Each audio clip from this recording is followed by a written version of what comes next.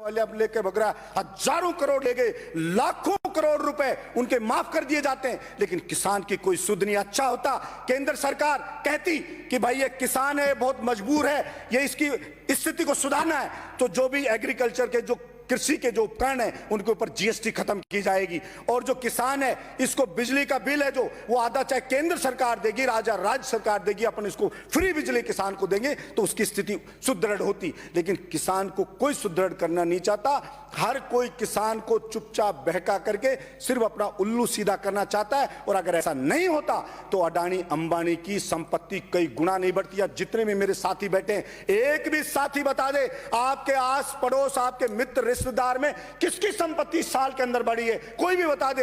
हर आदमी की संपत्ति गिरी है, हर आदमी बर्बाद हुआ है। फिर अडानी अंबानी में कौन सी चीज है कि उनकी संपत्ति कई गुना बढ़ती जा रही है? ऐसा कौन सा वो कहां से पैदा हो गए कि सब कुछ उनका बढ़ता जा रहा है? लेकिन मैं समझाऊं कि सरकारें नीतियां ऐसी बनाती है कि उनको माला माल कर दिया जाता है और गरीब आदमी, मेहनत का आदमी के खून को चूस लिया जाता है। नोटबंदी हुई थी सभापति महोदय, तो सपना दिखाया गया था गरीब जनता को, मेहनत कश जनता को, कि नोटबंदी होने के बाद में अमीर और गरीब के बीच की खाई पाट दी जाएगी, अमीर और गरीब बिल्कुल बराबर हो जाएंगे। लेकिन उस नोटबंदी को बंद हुए इतना समय हो गया और उसके बाद वो गरीब की तो बावड़ी नहीं, वो गरीब तो बेचारा और गरीब होता चला गया और कुछ बर्बाद होता चला गया, और अडानी और अंबानी की संपत्तियां कई गुना बढ़ती चली गई।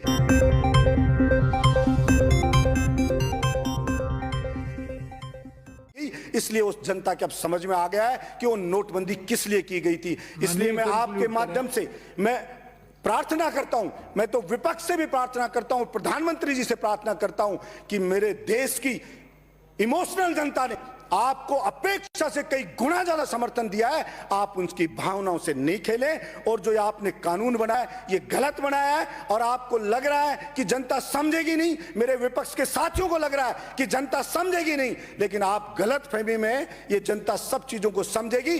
और इस आने वाले उस खतरे को आप देख लीजिए, नहीं देखा तो आगे जो होगा जनता के साथ, वो आने वाली पीढ़ियां हमारे को माफ नहीं करेंगी कि ये काला कानून बन रहा था लेकिन किसी ने विरोध नहीं किया। इसलिए हो सकता है मेरा बोलना, मेरा प्रयास, मैं चाहे आंदोलन करना पड़ा तो वो भी करूंगा, मेरा प्रयास हो सकता है सागर में एक बूंद के जैसा ही हो, लेकिन मैं फिर भी करूंगा। मैं उसी चिड़िया की तरह करना चाहता हूं। जंगल में एक बार आग लग गई तो एक चिड़िया चोंच में भर भर के पानी लाके आग के ऊपर डाल रही थी बुझाने के लिए।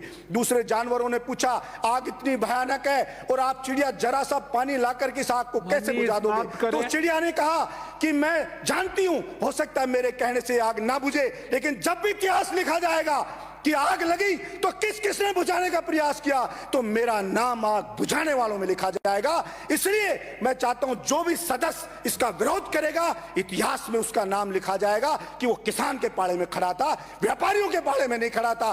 और निश्चित रूप से मान के चलिए कि देश की जनता जगेगी और ये अडानी अंबानी है, इनके मंसूबों पे कहीं पूरे नहीं होने देगी। उनको नहीं कर रहे। मैं राजस्थान सरकार से भी मांग करता हूं कि केंद्र सरकार नहीं खरीद रही है तो आप खरीदिए, लेकिन बाजरे की फसल को एमएसपी रेट पे खरीद शुरू करें। जब सारी फसल बिक जाती है सभापति महोदय, तब एमएसपी पे खरीद चालू होती है। क्या पता नहीं है सरकार को, क्या सारे के सारे मंदबुद्धि है सरकार में बैठे लोग कि भाई इसकी एमएसपी पे ये फसल इस टाइम आती है, डेट निश्चित कर दी, आप लाइए फसल को बेचिए हम खरीदेंगे। लेकिन सारी फसल बिक जाती है तब ढकोसला करने के लिए उसको खरीदा जाता है, और वो भी एक लिमिट में खरीदा जाता है। इसलिए इस किसान के साथ इतना ज्यादा अन्याय मत करो, इतना ज्यादा अत्याचार मत करो कि आपको नरक में भी जगह ना मिले, ऐसा कृत्य ना करो। यही कृपया करके किसान भाई इस वीडियो में एक लाइक ज़रूर कीजिए और इस वीडियो को ज़्यादा से ज़्यादा किसानों में शेयर करते रहिए, जिससे आपकी बात आगे तक पहुँचे।